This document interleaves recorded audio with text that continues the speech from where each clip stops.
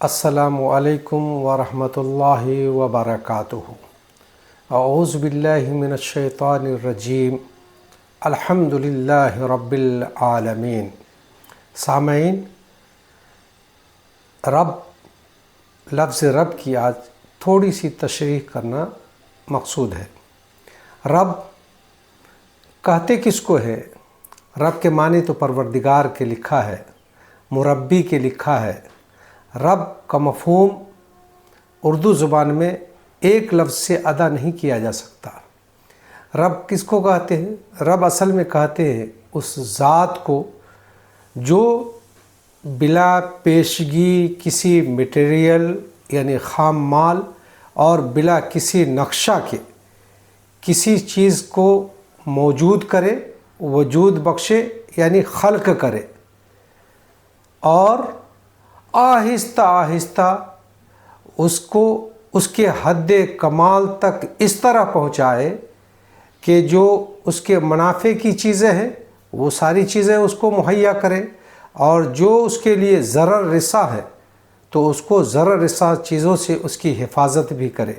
اب آپ سمجھ گئے ہوں گے کہ اللہ تعالیٰ جو رب ہے، اللہ کو اس کائنات کے ہر ایک مخلوق کے انسانوں سمیت پیدا کرنے کے لیے پہلے سے کوئی نہ خام مال تھا اور نہ کوئی نقشہ تھا۔ یہ سب کچھ اللہ نے خود تیار کیا، اور پھر اس کائنات میں اتنی مخلوق کو اللہ تعالیٰ نے وجود بخشا کہ آج تک اس کا شمار بھی نہیں کیا جا سکا ہے۔ اس میں ایک مخلوق ہے، ہم ہیں، یعنی انسان، آدم کی اولاد۔ یہ لفظ رب اللہ تعالیٰ کے تعارف کے لیے اتنا زیادہ اہمیت کا متحمل ہے کہ جب حضرت انسان کو جب اللہ تعالیٰ نے دنیا میں بھیجنے کا ارادہ کیا تو آدم کو بنانے کے بعد سب یہ کیا کہ آدم کی اولاد، ذریت جو قیامت تک نسلاً بعد نسل پیدا ہوگی، سب کو آدم کے پیٹ سے نکالا۔ اللہ تعالیٰ خود فرماتا ہے وَإِذْ أَخَذَ رَبُّكَ مِن بَنِي آدَمَ مِن ظُهُورِهِمْ ذُرِّيَّتَهُمْ وَأَشْهَدَهُمْ عَلَىٰ أَنفُسِهِمْ أَلَسْتُ بِرَبِّكُمْ قَالُوا بَلَىٰ شَهِدْنَا۔ غور کیجیے، اپنے نبی سے اللہ تعالیٰ فرماتا ہے، اے میرے نبی، آپ اس واقعہ کو لوگوں کے سامنے ذکر کیجیے۔ کیا کہ جب تیرے رب نے آدم کی پشت سے ان کی اولادوں کو نکالا، اور نکالنے کے بعد خود ان سے ان کی ذات پر گواہی لی، اور اللہ تعالیٰ نے فرمایا، سوال کیا، الست بربکم، کیا میں تمہارا رب نہیں ہوں؟ قالوا بلا، سبھوں نے کہا کہ ہاں، کیوں نہیں، آپ ہمارے رب ہیں۔ اتنے ہی پر بس نہیں کیا، یعنی اقرار ربوبیت پر رکے نہیں لوگ، بلکہ کہا شہدنا، ہم اس کے گواہی بھی دیتے ہیں کہ آپ ہمارے رب ہیں۔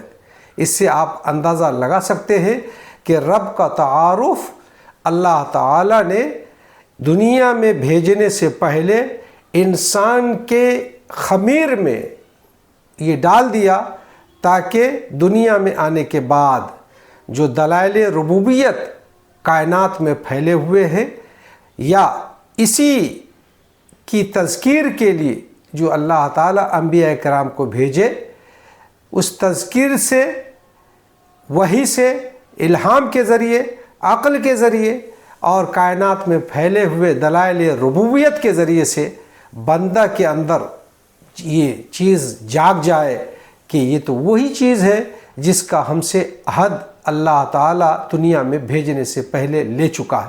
ایک واقعہ سناتا ہوں، بہت ہی دلچسپ ہے۔ اللہ کے رسول صلی اللہ علیہ وسلم سے حضرت ابو ہریرہ رضی اللہ تعالیٰ عنہ نقل فرماتے ہیں، اور اس روایت کو امام ترمذی نے بیان کیا ہے۔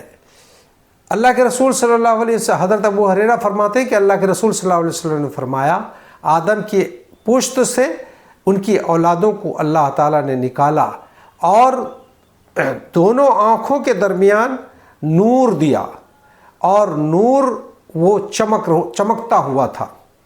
حضرت آدم علیہ السلام کے سامنے ان کی ذریت کو پیش کیا۔ حضرت آدم نے کہا یہ کون ہے میرے اللہ؟ اللہ تعالیٰ نے فرمایا یہ تمہاری ذریت ہے۔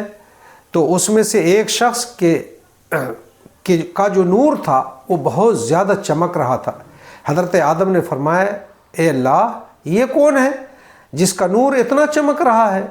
اللہ تعالیٰ نے فرمایا تیری نسل میں پیدا ہونے والا ایک آدمی ہے، اس کا نام ہے داؤد۔ حضرت آدم نے فرمایا اے اللہ ان کی عمر کتنی ہے؟ اللہ تعالیٰ نے کہا کہ 60 سال۔ تو حضرت آدم نے کہا کہ اے اللہ میری عمر میں سے 40 سال ان کو دے دی جائے۔ اللہ تعالیٰ نے حضرت آدم علیہ السلام کی اس دعا کو قبول فرمایا اور 40 سال حضرت داؤد کو یہ عمر دے دی گئی۔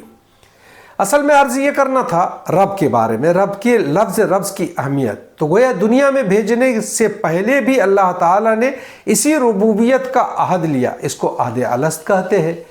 اور دیکھیے ذرا غور کیجیے اس لفظ کی اہمیت کا اور اس کے مفہوم کی اہمیت کا۔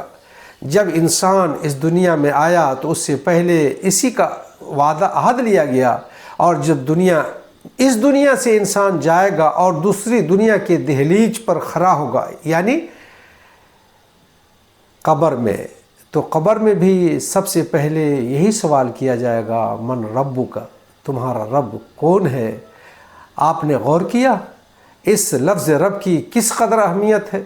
اس کے معنی اور مفہوم پر پھر غور کر لیجئے کہ رب کس کو کہتے ہیں، جو بلا کسی مٹیریل کے، بلا کسی نقشہ کے کسی کو وجود بخشے اور وجود بخش کر اس سے غافل نہ ہو جائے، بلکہ اس کے منافع کی ساری چیزیں اس کو مہیا کرے، ضرر رساں چیزوں سے اس کی حفاظت کرے اور اس کو حد کمال تک پہنچا دے۔ اب اپنے بارے میں جب غور کریں گے تو حد کمال تک پہنچانا یہ ہے کہ ہمیں جنت تک پہنچا دے۔ اللہ تعالیٰ نے اسی ربوبیت کے تقاضے کی بنیاد پر ہمیں پیدا کیا، نبیوں کا سلسلہ شروع کیا، وحی و الہام کا طریقہ اختیار فرمایا۔ یہ سب یہی لفظ ربوبیت کا گویا نتیجہ ہے۔ اللہ تعالیٰ سے دعا ہے کہ اللہ تعالیٰ ہمیں اپنا تعارف اس کے ذریعے سے وہ کی حقیقت تک پہنچنے کی توفیق عنایت فرمائے۔ آخر میں یہ عرض ہے کہ آپ سے کہ ہمارے اس چینل کو سبسکرائب کیجئے، بات اچھی لگے تو شیئر کیجئے، اس لیے کہ علم دین کا پہنچانا کار ثواب ہے۔ وما علینا الا البلاغ۔